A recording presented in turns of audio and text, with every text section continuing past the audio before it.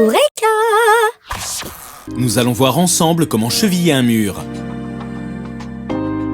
Voici les différentes étapes à suivre.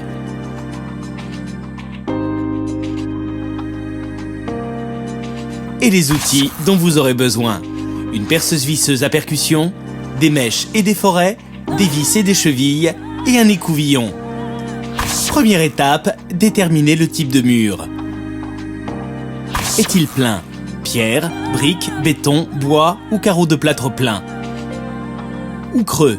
Carreaux de plâtre alvéolés, briques creuses, parpaings creux, plaques de plâtre. Deuxième étape, choisissez votre cheville. Le diamètre de la cheville prend en compte la charge à supporter, à savoir, pour une charge lourde, il faut une cheville d'un diamètre supérieur à 10 mm. Pour une charge moyenne, de 6 mm à 8 mm. Et pour une charge légère, de 4 mm à 5 mm. Premier cas, percer un mur plein et dur. Utilisez la perceuse à percussion. Et si vous avez un guide de perçage sur votre perceuse, utilisez-le pour avoir la bonne profondeur. Percez dans l'axe sans forcer.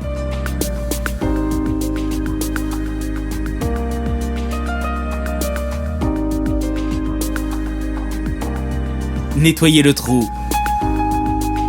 Puis, positionnez la cheville et enfoncez-la au marteau jusqu'à ce que la collerette repose sur la maçonnerie embutée. Deuxième cas, percez un mur plein et tendre. Pour percer votre mur plein et tendre, n'enclenchez surtout pas la percussion. Percez doucement au risque de traverser le mur avec la mèche. Et nettoyez le trou à l'écouvillon ou à la soufflette avant de visser la cheville ou de l'enfoncer au marteau.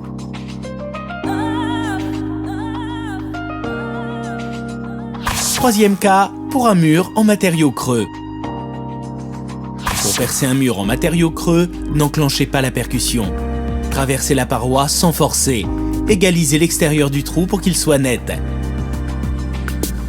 Dépoussiérez-le. Enfoncez la cheville.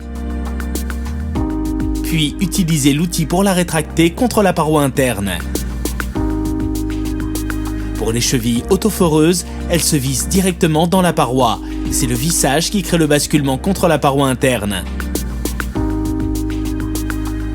Et voilà, maintenant, c'est à vous de jouer.